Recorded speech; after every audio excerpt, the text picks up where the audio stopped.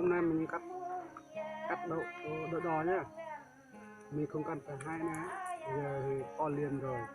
mình cắt cho nó nhanh hơn hai với đầu tay này, đầu lưng này, đầu này mình quỳ xuống liên tục này. Bây giờ là đỡ rồi, mình cắt bằng liền thôi, mình bây giờ nhá, rất là nhanh luôn á.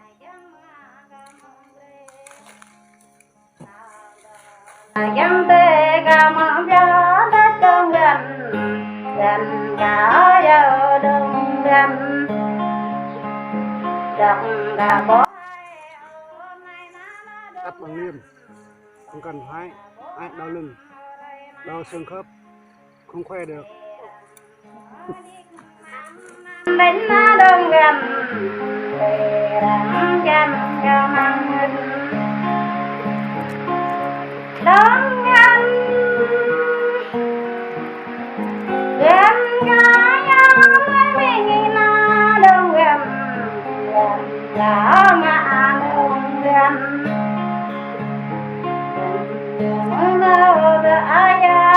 đông gần là nhớ tao cha lệ em là nhớ tao đây con biết mấy đông gần cả giờ đông gần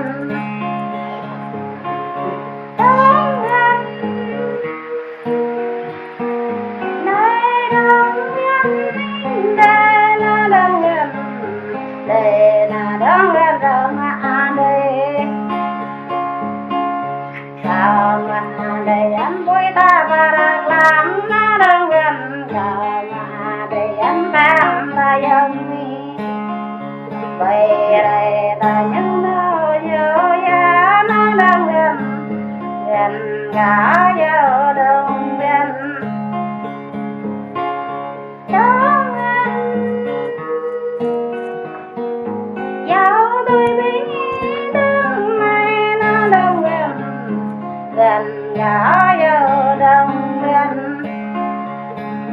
chợt nắng sớm vô lệ rắm gai đông gần nắng ác gai vô giờ rắm ngắm phạt nắng gần giờ rắm đưa nó đông gần nắng cả đông gần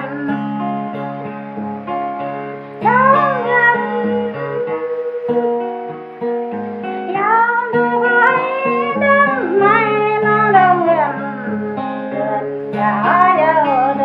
gần đồ về đông quân đông mê đến đông gần đồ về đông quân đông gần nhà bà ca bách na nánh đông gần phần ca bà nào bằng đông gần gió núi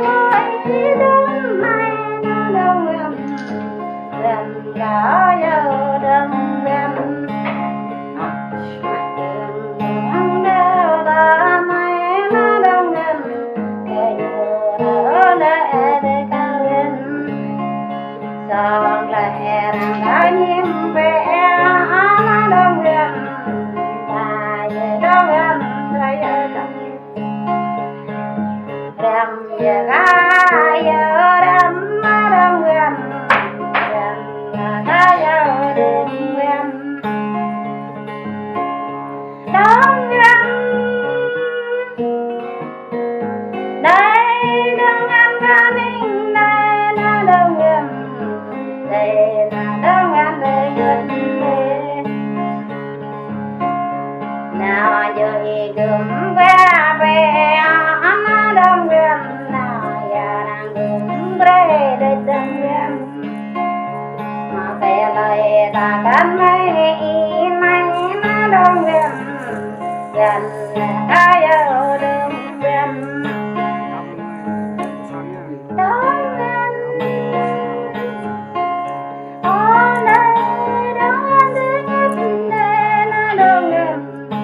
đây là đông gần đây ngất đây đường đêm lối nhâm đây cánh cao nó đông gần dần dần nhớ với đây cánh cao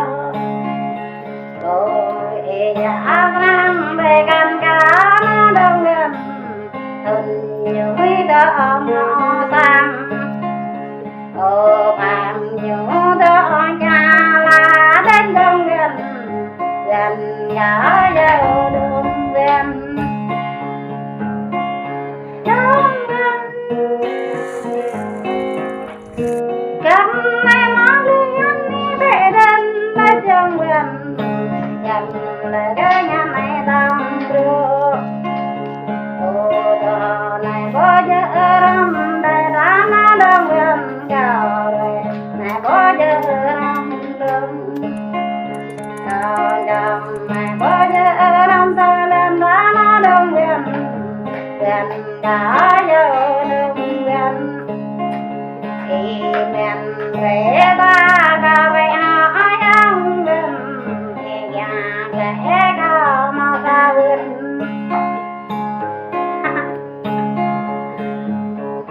đông gần đây đông gần đây là đông gần đây là đông gần đây cao mà đây thế gần gần bài nó đông gần để mơ đây gần bờ cao mà để mơ nói yêu nguy nó đông gần gần cả giờ lại đông gần đông gần ai đã nhớ lắm giá khi cả đây nó đông gần còn cả nhớ lắm giá khi đơn về dần cả nhớ lắm giá tâm đến nó đông gần phải là giá khi dứt định cả này đây là đông gần ra mình đây là đông gần gần cả giờ đông gần đông gần áo buồn nghe đi đông cha nó đông gần áo buồn nghe hai chùm bay áo buồn nghe đây vòng kinh đông gần ca mà mừng mà ô đề cả câu mừng re nay đông gần cả ta chạy mừng đông gần đây đông gần đây nó đông gần nhỏ dâu đông gần gần cái đêm giờ mai nó đông gần gần cái gà giờ đông gần ra đầm ra giờ đây mai nó đông gần gần cả giờ đông gần đông gần đúng mai giờ cả con giờ đông gần có ra không đây có bằng cái mà cao ya nó đông gần từ nhà cái mà cao đây đông gần đây ngọt đây nó đông gần giờ mong nhà này đông gần còn đường thấy bờ bè lên nó đông gần cái dây bộ màu bạc lẽ cái ý đất đông gần gần lẽ ba đây gần là mang ý nhắc đông gần đấy giờ mai rồi nằm muôn giờ mai nó đông gần gần cả giờ đông gần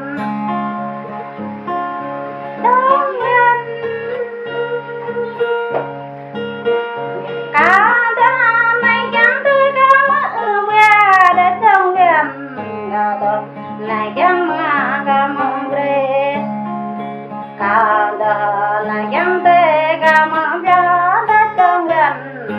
gần cả giờ đông gần chồng đã bỏ hai ôn